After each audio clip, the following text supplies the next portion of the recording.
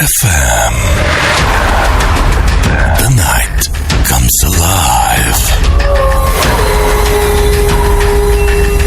বিশ্বাস করা না করাটা আপনার ব্যাপার।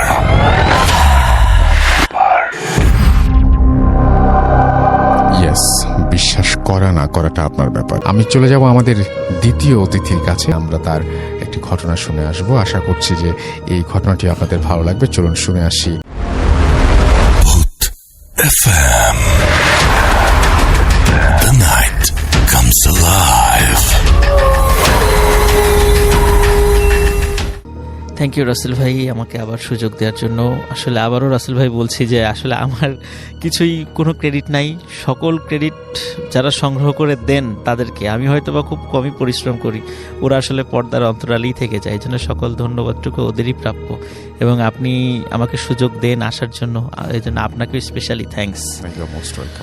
রাসেল ভাই, এখন যে ঘটনাটা আমি শেয়ার করব এটা আমাদের রাজবাড়ী জেলার কালুখালী অঞ্চলের ঘটনা। এটা তো ঘটনাটি রাসেল ভাই, মূল ঘটনায় যাওয়ার আগে আমি কয়েকটা বিষয় বলবো। সেটা হচ্ছে যে কালুখালী যে অঞ্চলটা, এটা একটা সময় খুবই ব্যাকওয়ার্ড একটা এলাকা ছিল। বর্তমানে কালুখালী রাজবাড়ির উপজেলা একটি, কিন্তু এটা রাজবাড়ির হওয়া সর্বশেষ উপজেলা কালুখালী, এবং সবচেয়ে ছোট একটি উপজেলা। কালুখালীতে অসংখ্য ঝোপঝাড় জঙ্গল আছে এবং অনেক ভয়ঙ্কর ঘটনা ওই এলাকাগুলোতে ঘটে। আমি এর আগেও বেশ কয়েকটা জায়গায় নিজে দেখে এসেছি এবং আমি কয়েকটা ঘটনা শেয়ারও করেছি। স্পেশালি রাসেল ভাই, কালুখালীর ওই রুটটাতে যারা স্পেশালি ওই যে যান কুষ্টিয়া বা দর্শনের ওদিকে যারা গাড়ি চালান রাতের বেলা, বা ট্রাক, স্পেশালি ট্রাক চালক যারা, তো ওনারা প্রায়শই কিন্তু অনেক ভয়ঙ্কর ঘটনার সম্মুখীন হন। যেমন ট্রাক নিয়ে যাচ্ছে, হঠাৎ করে দেখা যাচ্ছে যে বিশাল একটা মাথা রাস্তার মাঝখানে, চুল ছড়ানো, মাথার মাঝখানে সিঁদুর, এরকম অনেক ভয়ঙ্কর ঘটনা প্রতিনিয়ত ঘটে। এটা তার সচরাচর হয়েই থাকে এবং সচরাচর হয়েই থাকে, দেখেই থাকে। এখন যদি কোনো যারা পরিবহন চালান, যদি কেউ শুনে থাকেন, ওই রুটে চালিয়েছেন, অভিজ্ঞতা আছে, তারা আমার সাথে একমত হবেন যে হ্যাঁ, তারা ওই বিষয়গুলো আমি চাইবো যারা পরিবহন যারা চালান তাদেরকে আমি চাইবো যে সেটা হচ্ছে বাস, ট্রাক, মাইক্রোবাস বা যেটাই হোক না কেন, বা অ্যাম্বুলেন্স যেটাই হোক না কেন, আপনারা কাইন্ডলি এই রোডের সাথে যদি পরিচিত হয়ে থাকেন তাহলে অবশ্যই রেসপন্স করবেন এবং অবশ্যই আমাদের লিখে পাঠাবেন আপনার জীবনের ঘটনা। আমরা সেটা পড়ে শোনাবো, আপনি সরাসরি অডিও ক্লিপ করেও পাঠাতে পারেন। তো আমরা চলে যাই আবার আপনার ভাইয়ের কাছে। রাসেল ভাই, এই ঘটনাটির এলাকাটা কালুখালী, বাট গ্রামের নামটা হলো হরিণধারা। আচ্ছা। তো হরিণধারা গ্রামে ওখানে একজন, আমরা যেটাকে বলি গাছি, যেমন ওই আপনার শীতকালে খেজুর গাছ থেকে রস সংগ্রহ করেন, রস সংগ্রহ করে সেই রসটা আবার জাল দিয়ে সেটা গুড় বানান, সেগুলো আবার বাজারে বিক্রি করেন। আবার এই সিজনটা শেষ হয়ে গেলে তারা আবার কৃষিকাজ করেন। দেখা যাচ্ছে ওই নির্দিষ্ট একটা সময় তারা এই গাছ থেকে রস সংগ্রহ করেন। আমরা তাদেরকে স্থানীয় ভাষায় আর কি গাছি বলি আর কি। তো সবুর মিয়া নামক একজন গাছির ঘটনা আমি এখন শেয়ার করব। ঘটনাটি আসলে অনেক আগের, 60-এর দশকের ঘটনা। এক্সাক্ট সনটা বলতে পারবো না, তবে আমি যতটুকু শুনেছি এই 63, 65, 66 এরকম সালের, এই জন্য আমি বললাম যে 60-এর দশকের ঘটনা এটি, অনেক আগের ঘটনা এটা। তো ঘটনাটি ওনার সঙ্গে ঘটেছিল।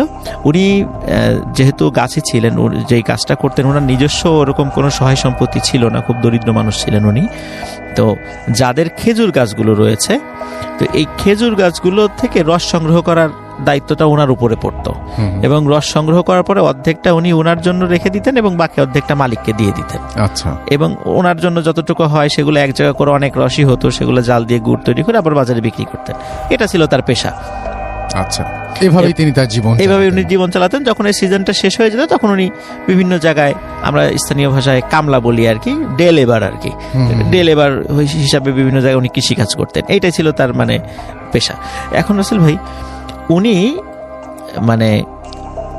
রেগুলার যে কাজটা করতেন সেগুলো করছিলেন। হঠাৎ করে ওই হরিণধারা গ্রামের কাছে একটি শ্মশান রয়েছে। ওই শ্মশানের কাছে, শ্মশানের এলাকার মধ্যে না, কিন্তু পাশে একজন মালিকের অনেকগুলো খেজুর গাছ রয়েছে, তো প্রায় 15-20টা খেজুর গাছ। আচ্ছা। তো ওনাকে বলেন যে খেজুর গাছগুলো করে প্রসেসিং করে এখান থেকে রস সংগ্রহ করতে। তো উনিও সেটা রাজি হয়ে যান, কারণ সেটা তার আয়ত্তের মধ্যেই ছিল এবং সাধ্যের মধ্যেই ছিল, সেটা খুব বেশি দূরেও ছিল না। আর 15-20টা খেজুর গাছের মানে দায়িত্ব এটা কোনো পাওয়া ব্যাপার অনেক না। বিষয়, তার জন্য তার জন্য অনেক বড় অনেক অনেক বড় কিছু। তো উনি রাসেল ভাই সেই গাছগুলো প্রসেসিং করে একটা নির্দিষ্ট প্রক্রিয়ার মাধ্যম দিয়ে সেটা মানে রস নেওয়ার উপযোগী করতে হয়। তো উনি সেগুলো করে মানে হাঁড়িগুলো লাগিয়ে রাখেন। রাসেল ভাই 1-2 দিন খুব ভালো যাচ্ছিল, খুব ভালো রস হয় ওখান থেকে, খুব মিষ্টি রস। কিন্তু 4-5 দিন যাওয়ার পর উনি একদিন গেছেন রস সংগ্রহ করতে ভোরবেলা, দেখে একটা হাঁড়িতেও রস নাই। তো তখন উনি সন্দেহ করেছেন গ্রামে এরকম দুষ্টু ছেলেপেলে থাকে যারা এরকম রাতের বেলা হাঁড়ি থেকে রস চুরি করে খায়, হয়তো বা এরকম কিছু হতে পারে, এটা নিশ্চয়ই চোরের কাজ। তো উনি দেখেন যে প্রায় প্রতিদিনই ওই ঠিক শ্মশানের ধারের ওই 15-20টা খেজুর গাছের রস নাই। আচ্ছা, তখন উনি আবার পরীক্ষা করে দেখেন যে আসলে কি রস পড়েছে রাতের বেলা। দেখুন উনি পরীক্ষা নিরীক্ষা করে দেখেন হ্যাঁ রস রাতের বেলা পড়েছে, সেই প্রমাণও আছে, কিন্তু হাঁড়ির মধ্যে কোনো রস নাই। এটা উনি যখন এরকম দেখছিলেন প্রতিনিয়ত রস চুরি হয়ে যাচ্ছে, তখন উনি চিন্তা, এদিকে কিন্তু রাসেল ভাই ওই গাছের যিনি মালিক উনি তো এই কথা শুনবেন না, উনি কিন্তু প্রতিদিন ওই অর্ধেক রস বুঝে নেবেন তার কাছ থেকে, স্বাভাবিক। এখন উনি কিন্তু মালিক কোনোভাবে মানতেছে না। মালিক শেষে বলল যে ঠিক আছে তাহলে তুমি পাহারা লাগাও, দায়িত্ব তোমার, তোমাকে দায়িত্ব দিয়েছে, দায়িত্ব তোমার। তখন উনি রাসেল ভাই চিন্তা করলেন যে পাহারা আর কাকে লাগাবেন, তাকে আবার অতিরিক্ত টাকা দিতে হবে। উনি নিজে চিন্তা করলেন আমি নিজেই পাহারা দিব, নিজেই পাহারা দেওয়ার মানে চিন্তা করলেন রাসেল ভাই। উনি রাতের বেলা হাতে একটা বড় লাঠি নিয়ে, উনি হাতে একটা হারিকেন এবং বড় একটা লাঠি নিয়ে উনি পাহারা দেওয়া শুরু করলেন। এখন প্রথম দিন পাহারা দিয়েছে ভালো, কিন্তু ভোরে দেখে ঠিক একই অবস্থা রাসেল ভাই, আচ্ছা, হাড়িতে রস নেই।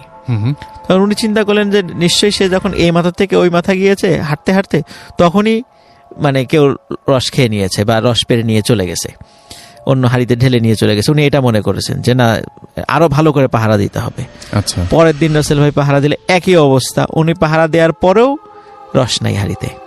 আচ্ছা, তৃতীয় দিন রাসেল ভাই যখন পাহারা দিচ্ছিলেন, তখন হঠাৎ ওই দিন আবার চাঁদের আলো ছিল, তখন ওনার মনে হলো যে গাছ বেয়ে একটা কালো ছায়া উঠে যাচ্ছে উপরের দিকে। আচ্ছা, তখন উনি চিন্তা করলেন যে হ্যাঁ এইবার আজকে চোর পেয়েছি, আজকে এটাকে ধরতে হবে। তখন উনি দৌড়ে ওই গাছের নিচে চলে গেলেন। গাছের নিচে চলে দেখেন যে ঠিক উনি যেটা আবসা একটা ছায়া হাড়ির থেকে রস খাচ্ছে। আচ্ছা, এবং উনি নিচ থেকে বললেন যে এই বেটা চোর, নিচে নেমে আয়, মানে যেভাবে আর কি বলার দরকার আর কি, তখন উনি তাকে বলছিলেন। কিন্তু স্যার উনি খেয়াল করলেন যে এই কথাটা বলার পরে ওই আবছা ছায়াটা এক লাফ দিয়ে প্রায় 15-20 হাত দূরের আর একটা গাছের মাথায় চলে গেল। আচ্ছা, তখন উনি আবার কিন্তু এটা থেকে ভয় পান নাই, কি এই কারণে ভয় পান নাই, উনি জানতেন যে গ্রামাঞ্চলে অনেকে ব্ল্যাক ম্যাজিক করে খুব দ্রুত গাছে উঠতে পারে, গাছ থেকে নামতে পারে, এক গাছ থেকে আরেক গাছে যেতে পারে। উনি মনে করেছেন কোনো দুষ্টু প্রকৃতির লোক ব্ল্যাক ম্যাজিক জানে, এই কারণে এই খুব সহজেই এই রস চুরি করে চলে যেতে পারছে এবং এক গাছ থেকে আরেক গাছে লাভ, উনি কোনো মানুষই মনে করেছেন। তো উনি যখনই যাই গাছের কাছে যান, দেখে যে সেই জিনিসটা লাভ দিয়ে আর একটা গাছে চলে যায়। তো এইভাবে রাসেল ভাই প্রায় 7-8টা গাছ উনি এরকম তাকে যখন তাড়া করলেন ওই জিনিসটাকে, তখন এক সময় দেখা গেল ওই জিনিসটা আর পালাচ্ছে না, সে আস্তে আস্তে নেমে আসছে। নেমে আসার পর রাসেল ভাই এমনিতে তার মেজাজটা খুব গরম ছিল যে এরকম রস চুরি করে খেয়ে যায়, উনি কোনো ধরনের কোনো মানে চিন্তা ভাবনা ছাড়াই ওনার হাতের লাঠি দিয়ে মানে খুব জোরে একটা বাড়ি মারেন। আচ্ছা, ওই জিনিসটাকে বাড়ি মারার পরপরই যখন ওই জিনিসটা পড়ে যায়, তখন পড়ার পরে উনি ওই জিনিসটার চেহারাটা দেখতে পান রাসেল ভাই।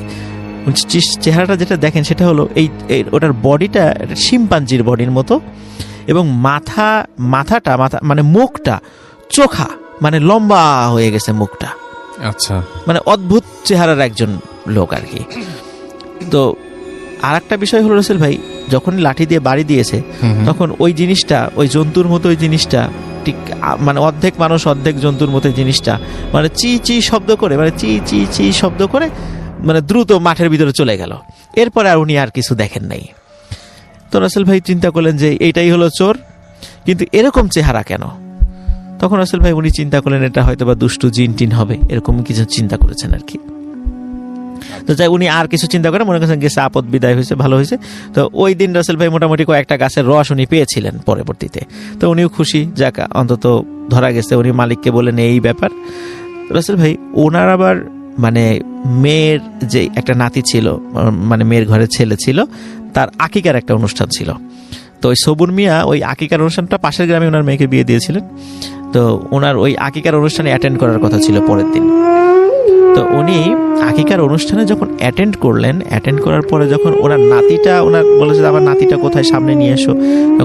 যখন ওনার নাতিকে সামনে নিয়ে আসা হয়েছে রাসেল ভাই, তখন নাতিটা প্রচন্ড জোরে চিৎকার দিয়ে মাটিতে পড়ে গেছে ওনার নানাকে দেখে। আচ্ছা। এবং মাটিতে ছটফট শুরু করে দিছে, কোনো কথা না, কারণে ছটফট শুরু করেছে। এবং সবার চোখের সামনে রাসেল ভাই মানে ওই ছোট বাচ্চার শরীরটা মনে হচ্ছে যে মোটা হয়ে যাচ্ছে, এবং আস্তে আস্তে এবং ওর মুখটা আস্তে আস্তে লম্বা হয়ে যাচ্ছে। মানে ঠিক যেমন উনি রাতের বেলা যে প্রাণীটা দেখেছিলেন ঠিক অমনটা হয়ে যাচ্ছে। এই দৃশ্যটা দেখার পরে সবাই ভয় পেয়ে দৌড়ে চলে যায়। সবাই বলে যে ওকে জিনে ধরেছে, কেউ বলে যে এটা রাক্ষস হয়ে গেছে, এরকম মানে গ্রামের অনেক কুসংস্কার, সবাই এরকম খুব ভয় পেয়ে ছোটাছুটি শুরু করে দেয়। এবং কিছুক্ষণের মধ্যে রাসেল ভাই বাচ্চাটা মারা যায় ছটফট করতে করতে। এবং মারা যাওয়ার আবার কিছুক্ষণ পরে আস্তে আস্তে সে আবার আগের স্বাভাবিক চেহারায় ফিরে আসে। তো বাড়িতে শোকের মানে আনন্দের উৎসবটা একদম শোকে পরিণত হয়। কিন্তু সবাই বিভিন্নভাবে অনেক কুসংস্কারমূলক কথা বললেও আসলে রাসেল ভাই সবুর মিয়া বুঝতে পেরেছিলেন আসলে ঘটনাটা কি হচ্ছে, যে উনি রাতের বেলা ওই প্রাণীটাকে আঘাত করেছিলেন। এই কারণে হয়তো এই ঘটনাগুলো ঘটছে। তখন উনি কাউকে কিছু বলেন নাই, উনি বাড়িতে চলে যান। বাড়িতে চলে যাওয়ার পর রাসেল ভাই এরপরে সবুর মিয়ার সাথে ঘটনাটা ঘটা শুরু হয়। সেটা হলো যখনই রাত হয়ে যেত, সবুর মিয়ার সামনে যেই আসতো, সবুর মিয়া তাকে দেখতো যে ওই শিম্পাঞ্জির দেহের মতো, ওই ব্যক্তির মুখটাও ওরকম লম্বা, এরকম দেখতো উনি। এরকম দেখে চিৎকার চেঁচামেচি করতো যে এই তুই আমার সামনে থেকে সরে যা এরকম, এবং খুব ভয় পেত। একটা মানুষের সামনে যখন উনি এরকম আচরণ করতো তখন সবাই নিজে খুব বিব্রত হতো এবং বিরক্ত হতো। তো একসময় সবাই সবুর মিয়াকে পাগল বলে আখ্যায়িত করলো, যে একদম পাগল হয়ে গেছে, বদ্ধ উন্মাদ, দিনের বেলা ভালো থাকে, রাতের বেলা পাগল। এই জন্য রাতের বেলা তাকে শিকল দিয়ে বেঁধে রাখতে হতো। আচ্ছা। কিন্তু আসলে উনি সুস্থ মানুষ ছিলেন রাসেল ভাই। আচ্ছা। আমরা হ্যালুসিনেশন বলি, যেটাই বলি মানে মানে সায়েন্টিফিক ব্যাখ্যায়, অ্যাকচুয়ালি আসলে এটা ছিল একটা প্যারানর্মাল ঘটনা। এরপর রাসেল ভাই যেটা হলো, রাতের বেলা মানে হুট করে ওনার ছোট ছোট বাচ্চা ছিল, ওনার বাচ্চা মেয়ের যেই ঘরে ঘুমায় থাকতো আর কি, ছেলে মেয়েরা, সেই ঘরে একটা খট করে শব্দ হয়। তখন ওনার ওয়াইফ পাশের ঘর থেকে উঠে যখন ওখানে যান, তখন বলেন যে কি ব্যাপার, আমাদের মেয়ে ছোট জন কোথায় গেল? দরজা তো বন্ধ, ওয়াশরুমও তো বাইরে, যদি বাইরেও যায় তা তো ওয়াশরুম, আর ছোট মানুষ বাইরে গিয়ে তো ডাক দিয়ে যাবে, একা তো যাওয়ার সাহসই নেই, তারপর দরজা বন্ধ সাথে সে কোথায় গেল? তখন রাসেল ভাই, এখন সবুর মিয়া তো শিকল দিয়ে বেঁধে রাখা হয়েছে, তখন তার শিকলটা খুলে দেখা, বলে যে তাড়াতাড়ি তুমি খোঁজো এখন তোমার মেয়েকে। তখন রাসেল ভাই ওনারা হাজব্যান্ড ওয়াইফ মিলে এবং গ্রামের অন্য লোকদেরকে ডাকে এবং ডেকে খোঁজা শুরু করে যে কোথায় আছে। রাসেল ভাই শেষ পর্যন্ত ওনার মেয়ের দেহটা ওই যে শ্মশানের পাশে যে খেজুর গাছ ছিল, সেই খেজুর গাছের উপর রক্তাক্ত অবস্থায় পাওয়া যায়। মানে ওনার মেয়েকে মানে মেরে ফেলেছে আর কি।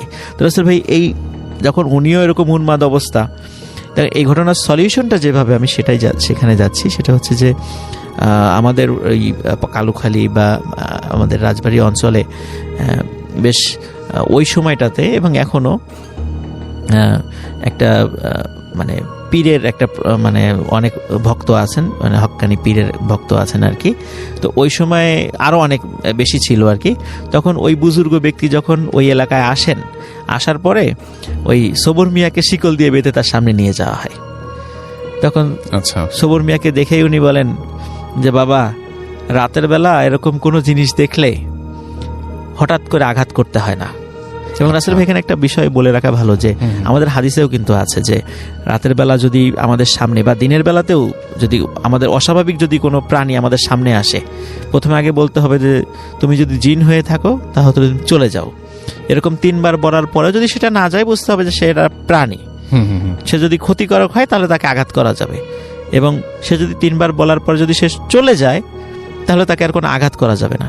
আচ্ছা, আসলে ভাই সবুর মিয়া কিন্তু এই ধরনের কোনো কথা না বলে উনি কিন্তু তাকে গালিগালাজ করে, এবং একটা সময় তাকে সে যখন গাছ থেকে নেমে আসছিল, নেমে আসার পরে সে কিন্তু আঘাত করেছিল, এবং আঘাতের প্রতিশোধ হিসাবেই কিন্তু এই ঘটনাগুলো ঘটেছিল।